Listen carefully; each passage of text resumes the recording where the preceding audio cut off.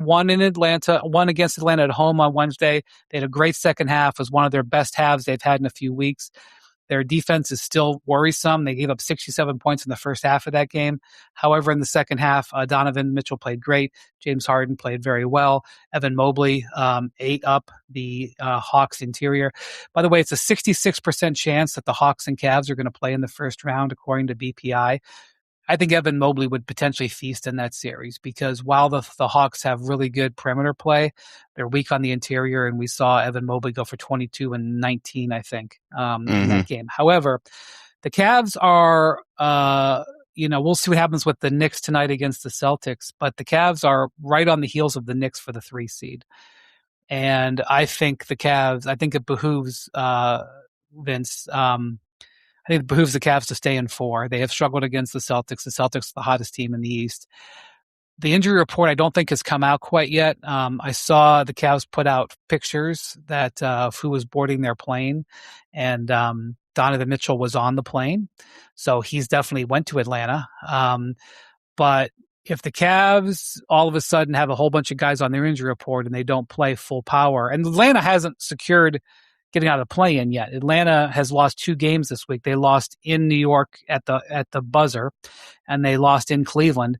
Atlanta needs a win. They may just, Cleveland could play their whole team. Atlanta could beat them anyway. They're 18-4 in the last 22. Did you see the finish of that Atlanta-New York game? Yeah, that was a really big game for the Eastern Conference standings. Did you see what happened at the buzzer? Of course. That was, I don't know if you talked about it maybe on the last pod, but I'm talked telling about you, it that's as close. CJ McCollum hits like a beyond half-court bank shot to tie it. It was similar to the Aaron Gordon dunk last year in the playoffs. Yeah, it was like leather was scraping his fingertip right when the buzzer hit. Right. And it was, it tells you how much I feel like players know. Like, he didn't celebrate hitting it, which would have been one of the craziest shots of the year. I felt like he knew, yes, it was like touching my fingernail at the time the buzzer went off. That was a crazy finish, but go ahead. So I don't know what the Cavs are going to do quite yet, Vince. But it's possible because the Cavs' last game is against Washington. I'm not sure they could lose to Washington if they tried. So their quote, chance at a loss, would be to lose to Atlanta. Like I said, Atlanta could beat them anyway.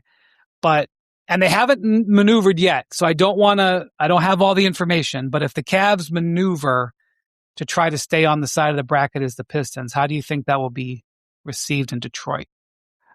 I think you can all imagine how it's going to be received in Detroit if the Cavs are telegraphing. I think, Wendy, they've telegraphed that they want to stay on this side of the bracket. The one person who doesn't agree with it, I think, was Donovan Mitchell, who said you shouldn't be playing with the playoff guys that way. But Kenny Atkins said that you have to strategize and know where you are and everything else.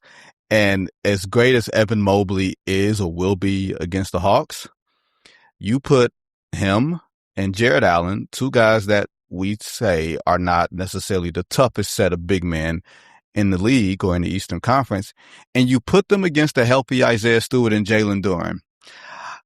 I think they should go play with something safe. I think, and then JB Bickerstaff as the head coach of Detroit, who used to coach the Cavs. Do you think that he won't use this as a motivational tool for a team that operates out of spite, and you're giving them more spite?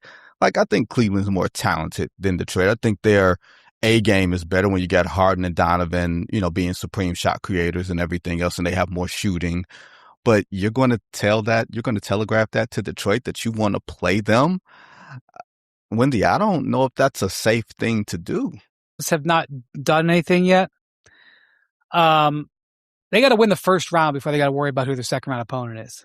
And the Cavs have a very good record since the All-Star break. I think they're 19-6 when James Harden plays, but their defense is like 17th or 18th, and their 3-point defense is in the bottom 10 in that stretch. So I'm looking at a team.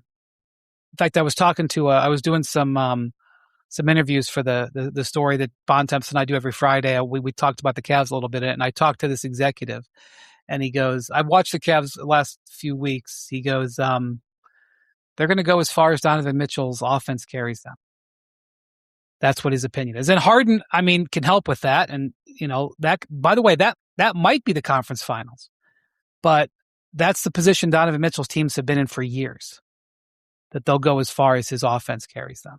And so far, that has not carried them to the conference finals. I mean, you make obviously a good point about telegraphing some bulletin board material, and certainly that would be a storyline heading into that potential second round series. And the Pistons aren't necessarily the type of group you want to light a fire under, but we're just basically saying they would prefer the Pistons over the Celtics, which I think is fair.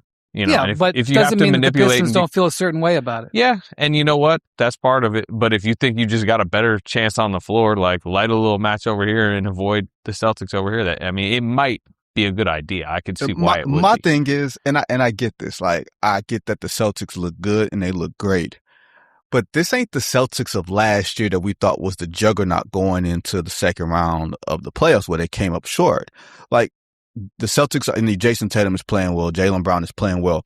I don't think there's any team in the Eastern Conference that is so far head and shoulders above any other team that you need to be avoiding them and then pissing off the other team on the back end. I agree that the Celtics playing their best game is probably a team that can get to the NBA Finals presently constructed. But I think this overwhelming fear of Boston, I wouldn't have it if I were a team. And I think that's the wrong message to send to your club. Cleveland's goal is not just to get to the Eastern Conference Finals.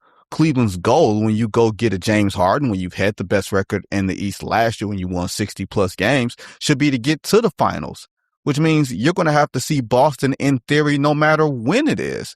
So to send a message to your players, hey, we don't want to play them just yet.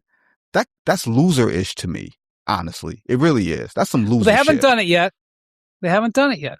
So we'll see. Maybe that'll, by the way, maybe they'll play full out and the Hawks will just beat them, like I said. All right.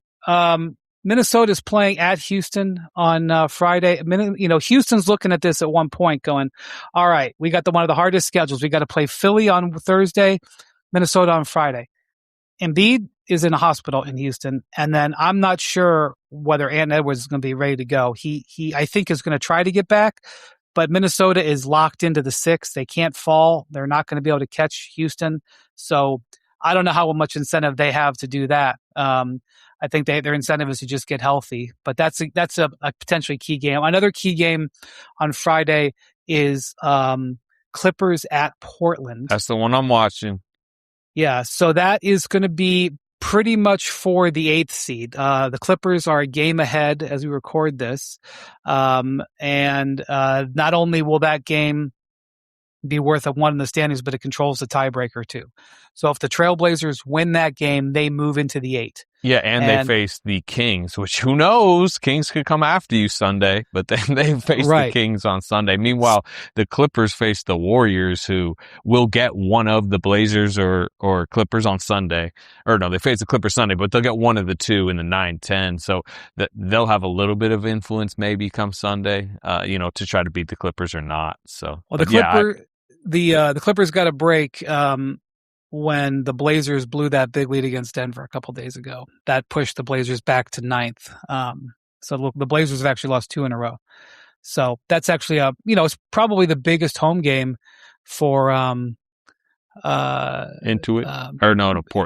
Biggest home game in Portland in 2-3 years, right? Unless I'm forgetting something. Okay, on Saturday is a gigantic slate. Some of the teams, actually, there's no games on Saturday. Everybody's off Saturday, then everybody plays on Sunday. There's only two times a game, games, right? Right, that's right. There's an early slate and a late slate, so nobody has a quote unquote advantage. Of those games, the games that are potentially important, the Lakers are playing against Utah. It is possible the Lakers could win, if they're able to win against Warriors Thursday. Warriors on Thursday. I think they play Phoenix on Friday. So the Lakers have 3 games in 4 days. They pretty much, I think, need to win 2 of the 3 to have any chance. So that could be important. Well, the Utah, I mean, you mentioned it earlier, but like Utah right now tied with the Kings with a chance to maybe leap ahead or at minimum like coin flip with the Kings. They have been very creative in their ways to lose games. And I have a feeling they will be shoveling a win in the Lakers column. Right. So there hasn't been this influential of a Utah Laker game in the last day of the season since Kobe's last game. And that was okay.